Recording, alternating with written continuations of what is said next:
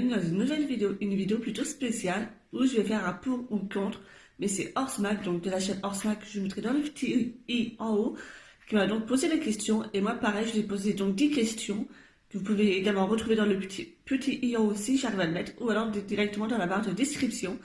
Et on s'est donc posé 10 pour ou des contre à répondre ensemble, donc sur ce, c'est parti. Donc la première question, qui est juste ici, voilà. Est-ce que je suis pour ou contre de passer les galops? Alors, dans l'ensemble, je suis pour, mais au jour d'aujourd'hui, les galops ne veulent plus dire grand-chose. Donc, en fait, on donne le galop assez facilement, il suffit simplement de payer et vous avez le galop. Ou alors, tout dépend des clubs, il y en a qui donnent le galop plus facilement et d'autres plus difficilement. Donc, je suis pour, mais dans l'ensemble, où que ça reste quand même légal, on va dire qu'on donne vraiment le galop pour le niveau. La deuxième question, est-ce que je suis pour ou contre les personnes qui sont propriétaires mais qui n'ont aucun galop? Évidemment, je suis pour dans le sens où que tu es propriétaire mais tu as quand même un minimum de sciences acquises suite au cheval, donc de théorie par rapport aux problèmes du cheval, aux problèmes de santé, les maladies, quoi qu'est-ce. Du moment que tu connais pas mal de choses sur ça, sur les conditions de vie du cheval, tu peux être propriétaire sans avoir de galop. Cela ne me choque pas. Par contre, être propriétaire, ne pas avoir de conscience sur les maladies ou quoi qu'est-ce, ça bien entendu, je suis contre. La troisième question, est-ce que je suis pour ou contre les concours sans repos? Alors, je pense pas qu'il existe vraiment des concours de haut niveau sans repos. Je pense que le cheval a un minimum un jour de repos. Bien entendu, je suis quand même contre dans l'ensemble où c'est des gros concours et qu'ils ont très peu de repos et qu'il y a des gros entraînements derrière. Donc, de ce côté-là, je suis contre. Par contre, de temps en temps, les concours le week-end, on va dire un week-end sur deux, ou que vous sortez en concours, que votre cheval travaille 1 à 2 fois par semaine pour des gros entraînements, dans ce cas-là, je peux être pour. La quatrième question, est-ce que je suis pour ou contre les balades à pied avec son cheval? Bien entendu que je suis pour, quand même, ça montre qu'un cheval n'est pas fait que pour être monté.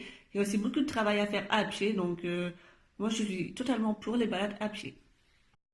La cinquième question, est-ce que je suis pour ou contre monter son cheval lors des balades pour simplement le muscler? Donc, on va dire soit des balades montées au pas, soit des balades montées aux 3 allures, mais dans des terrains de variation, tout simplement. Ben, je suis contre. La musculation du cheval est très importante et sortir en extérieur est également très important pour le cheval et notamment pour son moral.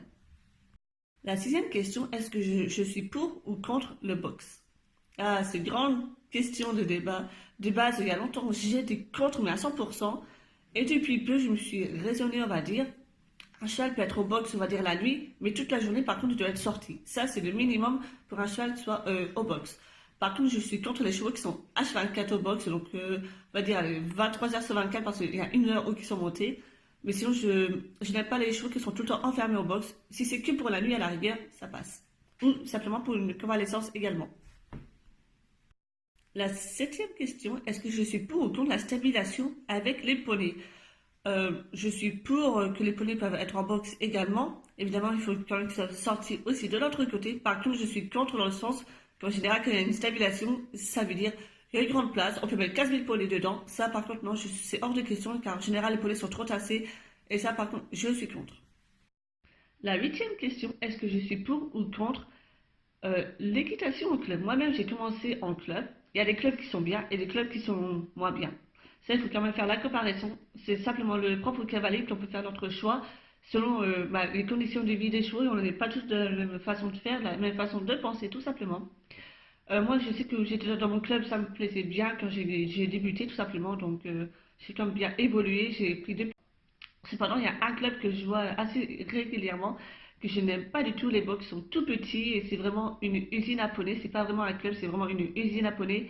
Et donc, c'est pour ça que je vous dis, il y a vraiment des bons clubs et des mauvais clubs. C'est à vous de faire de votre choix.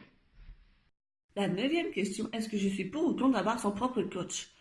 Bah, évidemment que je suis pour, c'est vraiment plus intéressant. Car il y a vraiment le coach, il est vraiment spécialisé sur vous. Il sait qui vous êtes, il sait comment votre cheval travaille, il sait ce que vous faites ensemble. Il est là pour vraiment vous faire évoluer. Et donc, je suis vraiment pour un coach à soi-même. Ça aide vraiment à évoluer un peu plus haut. La deuxième et dernière question est que je suis pour ou contre l'euthanasie pour les chevaux. Évidemment, en cas extrême. Oula. Bien entendu, je suis pour. Moi-même, j'ai perdu ma jument il y a un peu plus d'1 an, le 5 février 2018, tout simplement, à cause d'une myopathie atypique. Donc voilà, c'est une maladie très mortelle. Je vous ai mis dans le petit et en haut pour voir, donc je vous raconte son histoire. Donc là, évidemment, j'ai dû mettre fin à ses souffrances tout simplement. Donc je suis pour l'euthanasie du cheval s'il souffre quoi qu'est-ce. Par contre, je suis contre l'euthanasie, on va dire en gros les boucheries, les marchands, tout ça. En gros, ils font des reproductions de chevaux pour le mettre directement à l'abattoir. Et si tu sauves pas le cheval, bah tant pis, il part à l'abattoir. Et souvent, ils mettent les poulains, on va dire genre les comptoirs, quoi qu'est-ce, à 1100 €. Et alors que ce n'est pas spécialement le prix de la viande. Donc dans ce cas-là, je suis contre. Mais je suis pour les cas extrêmes où le cheval est vraiment malade ou que, évidemment, on ne peut plus rien faire pour lui. Et donc voilà, c'est donc la fin de cette vidéo. J'espère que ça vous a plu. Donc n'hésitez pas à liker, à commenter, également à vous abonner à la chaîne de Horse Mag que je vous mettrai donc dans la barre de description. Également à vous abonner donc à ma chaîne, c'est tout simplement gratuit, ça vous permet donc de suivre toutes nos aventures. Et j'espère que ça vous a plu. Donc n'hésitez pas également si vous voulez participer à ce petit sondage là, donc je vous remettrai quand même dans la barre de description toutes les questions. Si vous voulez y jouer, ça ferait extrêmement plaisir également. Et moi je vous dis à la semaine prochaine pour une prochaine vidéo. Sur ce, bye bye.